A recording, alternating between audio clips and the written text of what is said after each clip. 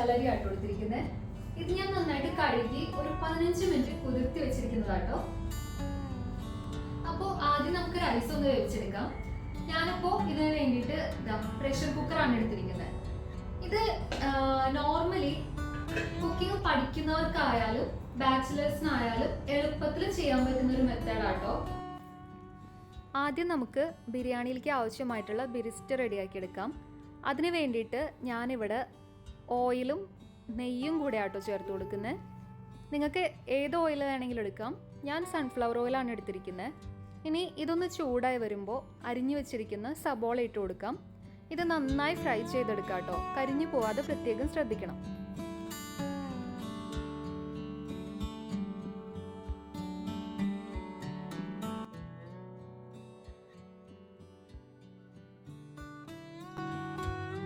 ഇനി നമുക്ക് cashew nuts ചേർത്ത് കൊടുക്കാം.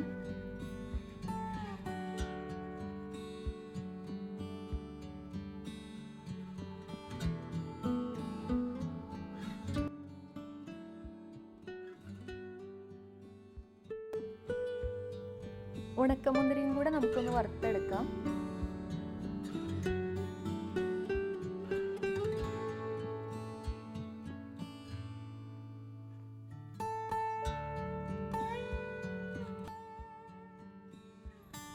ഇനി നമുക്ക് ഇതിലേക്ക് മുഴുവനുള്ള സ്പൈസസ് ചേർത്ത് കൊടുക്കാം.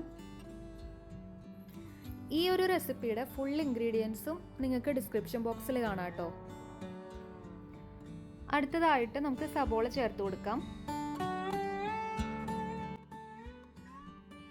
കൂടെ ഇഞ്ചി വെളുത്തുള്ളി പേസ്റ്റും ചേർത്ത് കൊടുക്കുന്നുണ്ട്.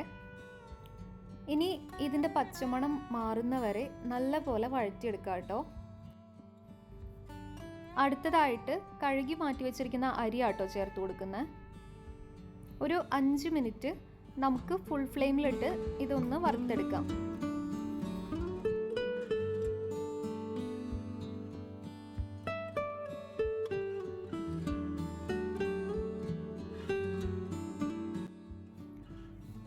ഇനി നമുക്ക് വെള്ളം ഒഴിച്ചു കൊടുക്കാം. ഞാനിവിടെ 1 കപ്പ് അരിക്ക് 1.5 കപ്പ് വെള്ളമാട്ടോ ഒഴിക്കുന്നത്. കൂടെ നമ്മൾ ഉപ്പും ചെറുനാരങ്ങ കൂടെ ചേർത്ത് കൊടുക്കുക.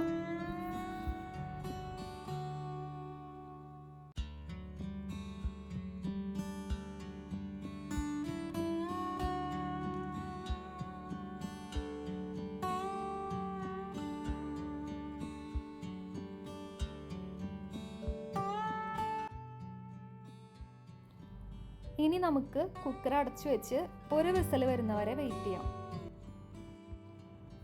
ആ സമയം കൊണ്ട് നമുക്ക് ചിക്കൻ റെഡിയാക്കി എടുക്കാം. അതിന് വേണ്ടിയിട്ട് ഞാൻ ഒരു പാനിലേക്ക് അരിഞ്ഞു വെച്ചിരിക്കുന്ന സബോള ചേർത്ത് കൊടുക്കുന്നുണ്ട്. ഇനി ഇതിലേക്ക് ഇഞ്ചി വെളുത്തുള്ളി പേസ്റ്റും ഒരു തക്കാളി അരിഞ്ഞതും കൂടെ നമുക്ക് ചേർത്ത് കൊടുക്കാം കേട്ടോ. 2 പച്ചമുളകും കൂടെ അരിഞ്ഞിട്ട് കൊടുക്കാം കേട്ടോ.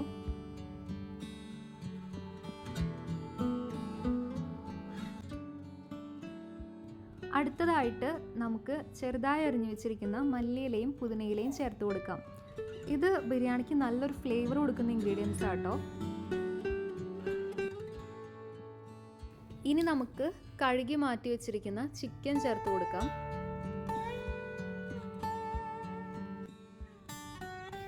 ഇനി ചിക്കനിലേക്ക് നമുക്ക് പൊടികൾ ചേർത്ത് കൊടുക്കാം. കൂടെ ഞാൻ ഉപ്പും കൂടെ ചേർത്ത് കൊടുക്കുന്നുണ്ട് കേട്ടോ.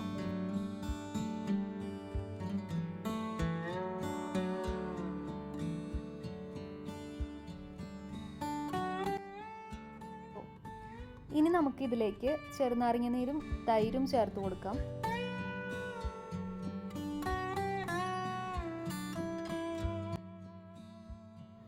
ഇനി ഇതെല്ലാം നമുക്ക് നല്ലപോലെ ഒന്ന് മിക്സ് ചെയ്തെടുക്കാം കേട്ടോ.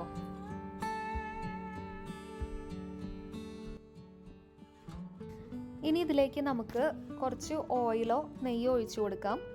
കൂടാതെ ഹോൾ സ്പൈസസും കൂടെ ചേർത്ത് കൊടുക്കുന്നുണ്ട്. ഇത് നേരത്തെ ചേർക്കാൻ ഞാൻ വിട്ടുപോയതാട്ടോ. അതും കൂടെ ചേർത്ത് കൊടുത്തിട്ട് നല്ലപോലെ മിക്സ് ചെയ്തെടുക്കാം. ഇനി ഇത് നമുക്ക് ഒരു 15 മിനിറ്റ് മാറ്റി വെക്കാം കേട്ടോ.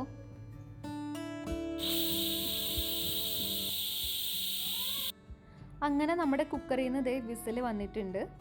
ഇനി നമുക്ക് പ്രഷർ പോകുന്നവരെ ഒന്ന് വെയിറ്റ് ചെയ്യാം. ആ സമയം കൊണ്ട് നമുക്ക് ചിക്കൻ ഒന്ന് വേവിച്ചെടുക്കണം. അപ്പോൾ ചിക്കൻ വേവിക്കാനായിട്ട് നമ്മളിതേ ഹൈ ഫ്ലെയിമിലിട്ടിട്ട് ആദ്യത്തെ ഒരു 2 മിനിറ്റ് നല്ലപോലെ ഇളക്കി കൊടുക്കുന്നുണ്ട്.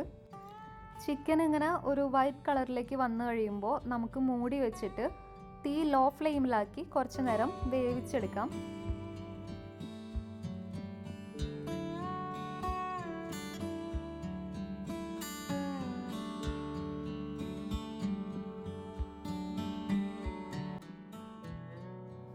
അപ്പോൾ ഇതേ നമ്മുടെ ചിക്കൻ ഇവിടെ നല്ല പോലെ വെന്ത് വന്നിട്ടുണ്ട്. നമുക്കിനി സ്റ്റൗ ഒന്ന് ഓഫ് ചെയ്യാം.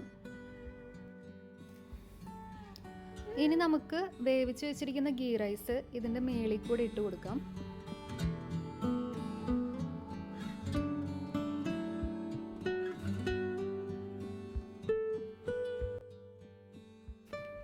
ഇനി റൈസിൻ്റെ മുകളിൽ കുറച്ച് നെയ്യ് ഒഴിച്ചു കൊടുക്കാം.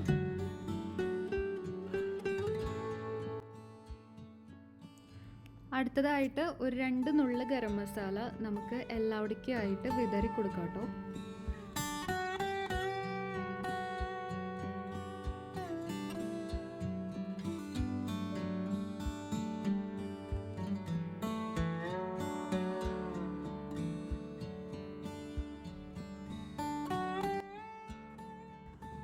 അടുത്തതായിട്ട് നമുക്ക് ഫ്രൈ ചെയ്ത് വെച്ചിരിക്കുന്ന സബോളയും കാഷ്യൂ നട്ട്സും ഉണക്കമുന്തിരിയും ചേർത്ത് കൊടുക്കാം.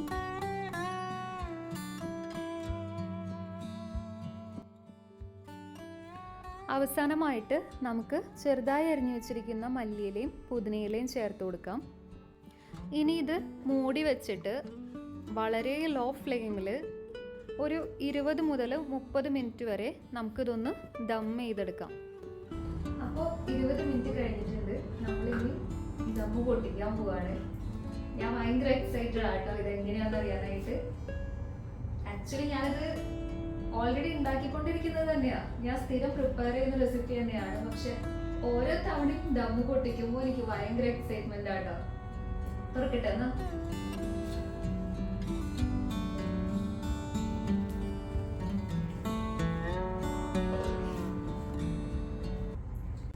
ഫൈനലി ഞാൻ സെർവ് ചെയ്ത് കഴിഞ്ഞു. ഞാൻ ഇതിൻ്റെ കൂടെ തൈരും അച്ചാറും പുതിന ചട്നി ആട്ടോ എടുത്തേക്കുന്നത്. നാരങ്ങച്ചാറ് കിട്ടിയില്ല, മാങ്ങച്ചാറ് അഡ്ജസ്റ്റ് ചെയ്യാം. കഴിച്ചു നോക്കട്ടെ.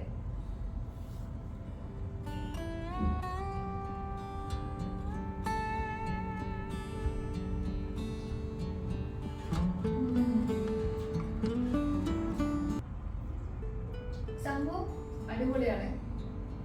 അടിപൊളി എന്ന് പറഞ്ഞാൽ ഭയങ്കര അടിപൊളിയാന്ന് ഞാൻ പറയില്ല.